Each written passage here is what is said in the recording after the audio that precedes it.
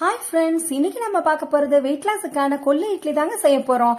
இது அவ்வளோ சூப்பரா இருக்குங்க. இட்லி, தோசை இந்த மாதிரி நீங்க செஞ்சு சாப்பிடும்போது நம்ம சாப்பிட்ட திருப்தி கிடைக்குதுப்பா அப்படின்னு தோணுங்க. வாங்க எப்படி செய்யலாம்னு பார்க்கலாம்.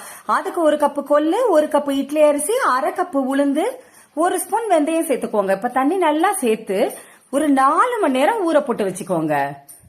4 மணி நேரம் கழிச்சு நல்லா வாஷ் பண்ண பிறகு மிக்ஸி ஜார்ல சேர்த்து கொஞ்சமா தண்ணி சேர்த்து நல்லா நைஸா அரைச்சிக்கோங்க. பாருங்க, நான் 2 பேட்சா அரைச்சிருக்கேங்க. இப்ப அதை பவுல்ல சேர்த்துக்கலாம். பவுல்ல சேர்த்த பிறகு 1 ஸ்பூன் சால்ட் சேர்த்துக்கோங்க. சால்ட் சேர்த்துட்டு நல்லா கலந்து கொடுங்க. கலந்து கொடுத்துட்டு மூடி போட்டு வச்சிடலாங்க. இது ஒரு நைட் ஃபுல்லா இருக்கணுங்க. காலையில எழுந்து நம்ம பார்த்தோம்னா மாவு நல்லா பொங்கி சூப்பரா ரெடி ஆயிருக்கும். பாத்தீங்களா, அவ்வளவு சூப்பரா ரெடி ஆயிடுச்சுங்க. இப்ப நல்லா கலந்து கொடுங்க. கலந்து கொடுத்துட்டு இட்லி பாத்திரத்துல, இட்லி தட்டுல மாவு சேர்த்துக்கலாங்க. பாருங்க, இத போல சேர்த்துட்டு இட்லி பாத்திரத்துல தண்ணி ஊத்தி நல்லா கொதி வரணுங்க. அப்பதான் இந்த இட்லி தட்டு நீங்க எடுத்து வைக்கணும். அப்பதான் இட்லி சாஃப்டா இருக்குங்க. இப்ப மூடி போட்டு ஒரு 1/4 மணி நேரம் கழிச்சு எடுத்து பாத்தீங்கன்னா அவ்வளோ சூப்பரா கொள்ளு இட்லி ரெடி ஆயிடுச்சு. பாத்தீங்களா, இது கூட கார சட்னி, தேங்காய் சட்னி எல்லாம் வச்சு சாப்பிட்டா அவ்வளோ சூப்பரா இருக்குங்க.